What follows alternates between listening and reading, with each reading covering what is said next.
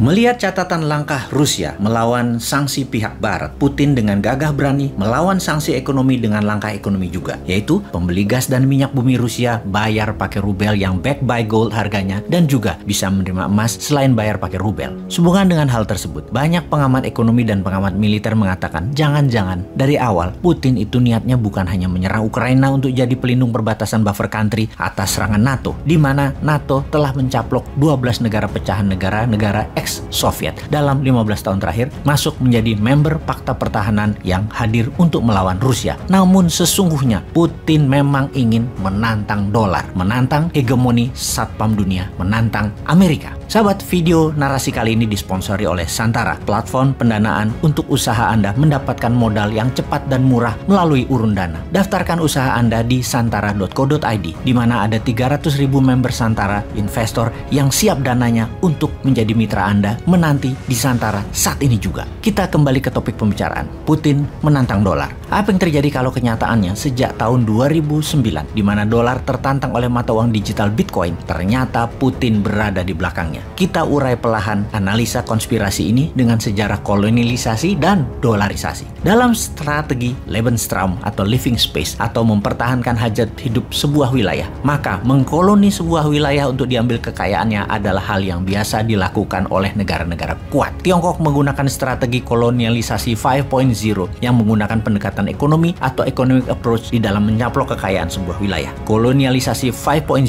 ini pakai soft power, seakan membantu, seakan wilayah yang dikoloni diambil kekayaan alamnya tersebut itu dibantu dengan membantu membangun sesuatu, padahal membangun tersebut adalah membangun pakai hutang yang belum tentu produktif karena tidak ada unsur lokal yang terbangun atau yang terpakai. Paling hanya lahannya saja yang di kemudian hari akan membelit negara koloni tersebut. Rusia di sisi seberang Amerika dan sekutu juga ekspansif, namun menggunakan strategi kolonialisasinya menggunakan model kolonialisasi 3.0, yaitu yang dicaplok dijadikan negara bagian, menjadi bagian dari konfederasi. Kalau kolonialisasi 2.0 itu seperti dulu bangsa Eropa ala Belanda, Inggris, Spanyol, Prancis di abad pertengahan. Ambil wilayahnya dijadikan negara jajahan atau dijadikan koloni. Kolonialisasi 1.0 adalah cara Genghis Khan, cara Romawi, meluaskan wilayah ke negara tetangga secara fisik dicaplok, lalu penguasa lokalnya adalah orang dari pusat. Gubernur biasanya jabatannya. Perluasan wilayah yang nempel perbatasan, itu kuncinya kolonialisasi 1.0. Sementara kalau 3.0, wilayah tersebut bebas bernegaranya, hanya tidak boleh melakukan dua hal, masalah moneter keuangan dan masalah militer. Uang moneter itu sentral, militer juga sentral. Kalau polisi lokal, pajak itu lokal. Kolonialisasi 2.0 wilayahnya jauh, yang diambil hanya kekayaan alamnya sampai miskin negara koloninya terus ditinggal. Kita kembali ke Putin menantang dolar. Terbukti sejak 10 tahun terakhir, cyber army Rusia menyerang Amerika satu hari bisa lebih dari 10.000 serangan. Salah satu serangan yang berhasil adalah email Hillary dibocorkan ke publik pas minggu tenang dalam Pilpres yang membuat Hillary kemarin kalah. Dalam serangan cyber, bisa diperkirakan Pilpres Amerika 2024 nanti, Trump pasti akan dibantu Putin karena Trump akan mengambilkan dolar backed by gold dan membuat Federal Reserve di bawah Kementerian Keuangan. Dan hal ini memang sama, yaitu cara kelolaan MMT, Modern Monetary Theory yang dianut Newman, rupiah backed by gold, dan Bank Indonesia akan di bawah Kementerian Keuangan jadi Dirjen Moneter. Sama prinsipnya. Dalam hal cyber army Rusia, kecanggihan Rusia dalam teknologi memang diacungi jempol. Cyber army-nya the best. Kalau Amerika kuat di militer secara fisik, Tiongkok unggul di produksi barang kebutuhan, Rusia adalah unggul di teknologi digital. Rusia dan Tiongkok berkali-kali menyatakan pembayaran produk negaranya lebih prefer menggunakan rubel bagi Rusia dan yuan bagi Tiongkok. Ini adalah bentuk perlawanan. Negara yang kalah pengaruh pasti takluk. Beli barang Tiongkok pakai yuan, atau negara Eropa beli gas Rusia saat ini pakai rubel. Sungguh, kalau dalam pemikiran para free thinker, dolar dicetak tanpa ada jaminan adalah penghinaan bagi negara lain yang berdaulat. Sangat mengherankan ada pejabat sebuah negara membela mati-matian dolar yang bukan mata uang negaranya, devisanya tercatat banyak disimpan dalam dolar, membangun pakai pinjaman dolar. Sungguh,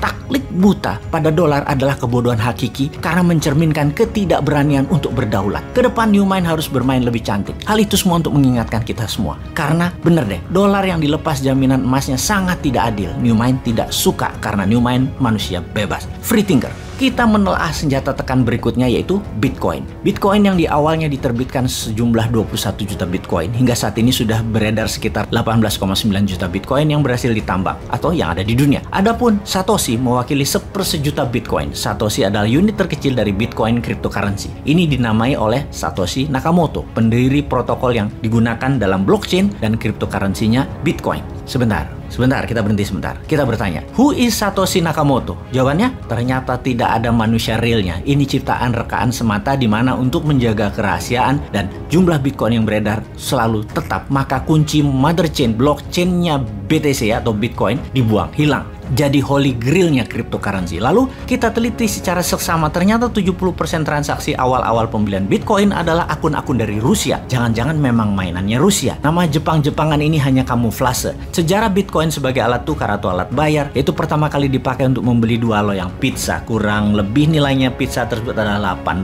Dibayar dengan 10.000 Bitcoin. Bayangkan, pada 3 Januari 2009 Bitcoin diluncurkan kepada publik dengan harga 0,0008 per 1 Bitcoin. Lalu di tahun 2010, untuk pertama kalinya Bitcoin diperjualbelikan di luar dunia digital dengan sistem barter. Untuk 2 loyang pizza dibayar dengan harga 10.000 keping Bitcoin. Tahukah sahabat, 10.000 Bitcoin itu sekarang berapa? 1 Bitcoin saat ini sekitar 500 jutaan. Alias 10.000 Bitcoin beli pizza termahal di dunia tersebut nilainya setara 5 triliun rupiah. Kembali ke Putin. Diduga banyak pengamat keuangan bahwa Bitcoin adalah Russian konspirasi untuk menyerang dolar. Rusia memang ingin menyerang supremasi keuangan dolar karena dianggap tidak amanah, tidak jujur, dan membodohi dunia. Bitcoin adalah sebuah rencana jangka panjang yang didesain menyerang hegemoni dolar, juga membuka fake informasi, fake edukasi akan dolar dalam sistem ekonomi yang digiring oleh Barat. Itulah cita-cita Putin yang menginginkan kehancuran ekonomi Barat di masa dia masih dalam tampuk jabatannya. Strategi Putin saat ini adalah menggunakan rubel backed by gold,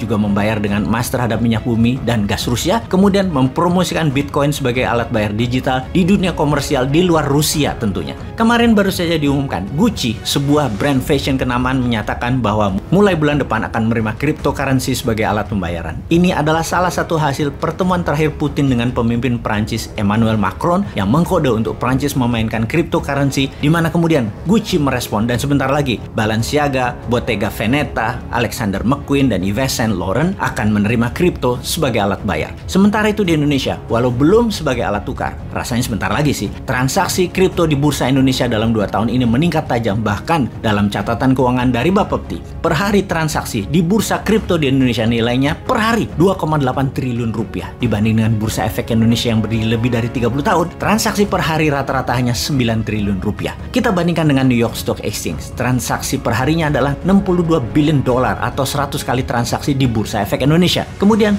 jika kita membandingkan dengan transaksi Binance, bursa cryptocurrency terbesar di dunia, transaksi di Binance mendekati angka 80 billion dolar per hari, di atas New York Stock Exchange yang berdiri sudah 100 tahun sebelum Binance. Cryptocurrency mulai bertaring, apalagi ketika mulai dipakai sebagai alat bayar. Akan lebih besar lagi volume dagang kripto ini. Kalau mengingat tentang sejarah uang seperti informasi video Bosman sebelum ini, maka cryptocurrency, NFT adalah tablet dan barter versi 2.0. Kembali ke topik. Serangan balik oleh Rusia dengan rubel backed by gold, transaksi emas, dan Bitcoin sebagai alat bayar komersial digital dunia, maka akan membuat dolar panas dingin. Pertanyaannya, Putin akan dikadafikankah? Atau akan diperang dunia ketiga kankah? Atau di-cancerkan? Kalau Indonesia,